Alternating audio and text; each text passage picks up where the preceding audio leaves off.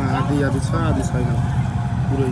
तपाईहरुले पनि यो भिडियो हेरेर बुझ्नु भइसकेको छ यो मेसिनले के कस्तो काम गरिरहेको छ। आउनुस् केही मान्छेसित कुरा सोधौं र के कस्तो भइरहेको छ।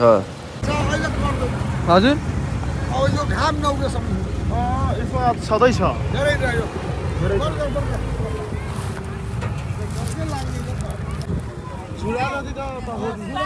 हेर्दा यो मेसिन काम लाग्दो छ, तर के साँच्चीको यो मेसिन काम लाग्दो छ त? सबैले आफ्नो धारणा कमेन्ट गर्नुस्।